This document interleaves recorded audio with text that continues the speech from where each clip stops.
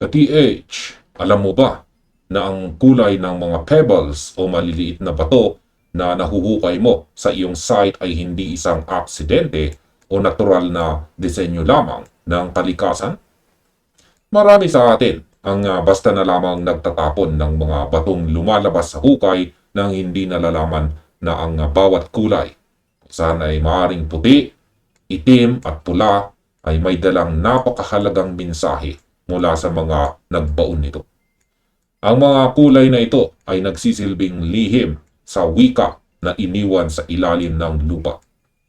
Kaya sa video na ito, ipapaliwanag ko sa inyo ang sarili kong pagbasa sa kahulugan ng mga batong ito upang hindi ka maligaw, hindi masayang ang iyong pagod, at higit sa lahat ay manatili kang ligtas sa iyong dig site. Kaya diretsuhin na natin ang ating pag-aaral sa mga markang ito na madalas lampasan ng karamihan. Magsimula tayo sa puting pebbles o ang madalas nating makikitang white quartz sa ilalim ng lupa. Sa aking sariling pagbasa at karanasan sa pagsusuri ng mga lumang shaft, ang kulay puti ay napakagandang balita para sa isang treasure hunter. Ito ay madalas na sumisimbolo sa kaligtasan o sa tinatawag nating tamang landas. Kapag ikaw at ang iyong mga kasama ay naghuhukay at biglang may lumabas na mga puting bato na tila sadyang inilatag, pahiwatig ito na kayo ay nasa loob ng tamang shaft o tunnel. Ang mga sundalong Hapon ay hindi basta-basta naglalagay ng mga bato ng walang dahilan. Ang mga puting kulay ay madaling makita sa dilim, kaya ginamit nila ito bilang gabay. Kung minsan ang mga puting pebbles na ito ay nagtuturo din na ang direksyon ng deposito ay malapit na. O kaya naman ay tumutukoy ito sa uri ng metal na nakabaon tulad ng pilak o iba pang puting metal. Ang tamang pagbasa sa posisyon nito ay napakahalaga. Kadalasan ang mga puting pebbles ay matatagpuan sa mga kanto o korbada ng tunnel o kaya naman ay nakapaligid mismo sa mga pangunahing marka sa ilalim ng lupa. Kung nakakita kayo nito habang umuusad ang inyong paghukay, dapat kayong lilihis ng direksyon. Ipagpatuloy lamang ang pagsubaybay sa linyang tinatahak ng mga puting bato dahil ito ang inyong proteksyon laban sa pagkaligaw sa loob ng mga peking tunnel na ginawa upang iligaw ang sinumang magtatangkang kumuha sa kayamanan ni Yamashita. Dito naman tayo sa ikalawang kulay na dapat nating bantayan. At yan ay ang mga itim na pebbles o black stones. Kung ang puti ay nagbibigay ng kapanatagan, ang kulay itim naman ay dapat magdulot sa iyo ng matinding pag-iingat. Sa aking sariling pag-unawa, ang kulay itim ay may dalawang pangunahing kahulugan. At yan ay panganib at saka bakal. Kapag ang inyong hukay ay nagsisimulang mapuno ng mga itim na pebbles, ito ay isang direktang babala na papasok na kayo sa isang delikadong bahagi ng site. Ang mga sundalong Hapon ay gumamit ng kulay itim upang magsilbing indicator na may mga bitag o trap sa malapit na paligid. Kaya maaring ito ay isang guguho na istruktura o kaya naman ay paparating na kayo sa mga matitigas na harang o hard seals tulad ng mga iron plates o makakapal na layer ng bakal na sadyang inilatag upang harangan ang daan. Bukod sa babala ng bitag, ang mga itim na pebbles ay madalas ding gamitin bilang proteksyon sa mismong deposito. Ang mga sundalong Hapon ay naglalagay ng makakapal na layer ng itim na buhangin o itim na bato bilang anti-corrosive layer upang hindi pasukin ng moisture o kalawang ang mga kahon sa ilalim. Kung mapapansin mo na ang target na direksyon ay nasa ilalim ng isang siksik na layer ng itim na pebbles, sinyalis ito na kailangan mong magdahan-dahan. Huwag persahin ang pagbiyak kung may nakaharang. dahil ang bawat galaw sa bahaging ito ay maaaring mag-trigger ng hindi inaasahang panganib sa loob ng hukay.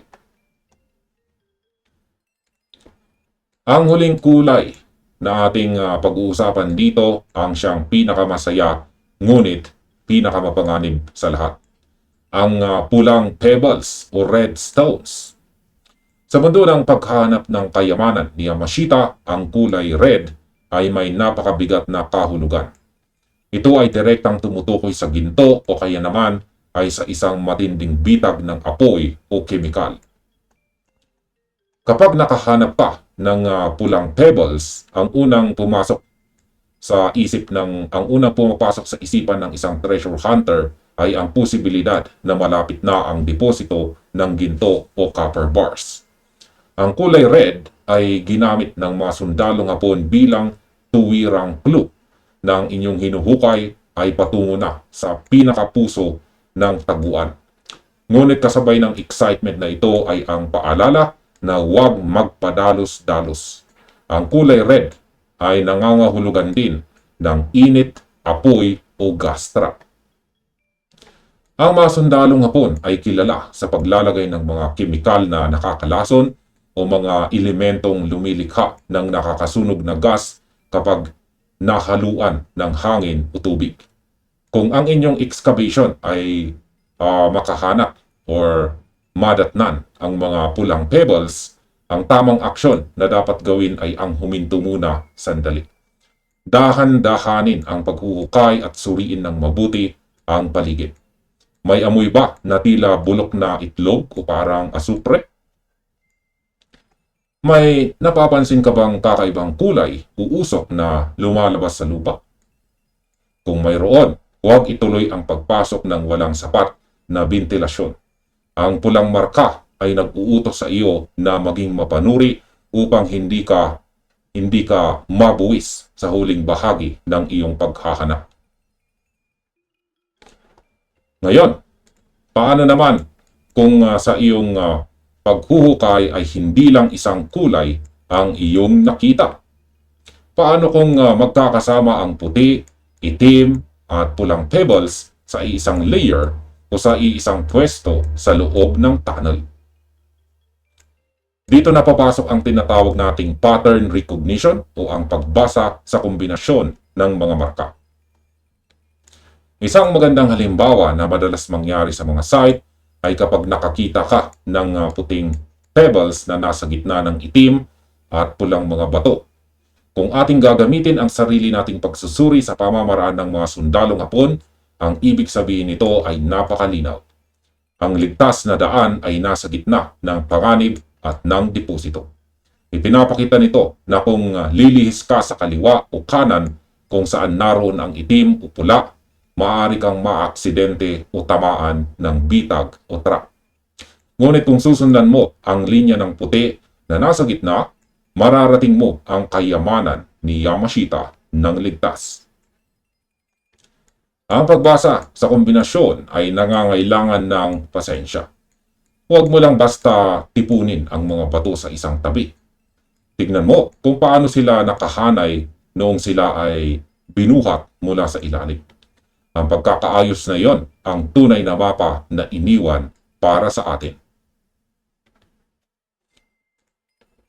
At sa kabuuan, ang kulay ng mga pebbles na iyong nakukuha ay hindi lamang mga simpleng bato o dekorasyon. Ang mga ito ay bahagi ng isang malawak at sadyang ibinaon na mapa na naglalaman ng gabay, babala at saka direksyon. Ang pagiging isang matagumpay na treasure hunter ay hindi nakadepende sa swerte, kundi sa iyong kakayahang magbasa, umunawa sa mga markang iniwan ng mga sundalong Hapon. Kaya mga ka-TH, anong kulay ng pebbles ang pinakamarami o madalas ninyong makita ngayon sa inyong kasalukuyang site? Puti ba, itim o pula? I-comment ninyo ang inyong mga karanasan sa ibaba at pag-usapan natin yan. At dito na nagtatapos ang ating video na ito. Maraming salamat sa panonood at happy treasure hunting sa inyong lahat.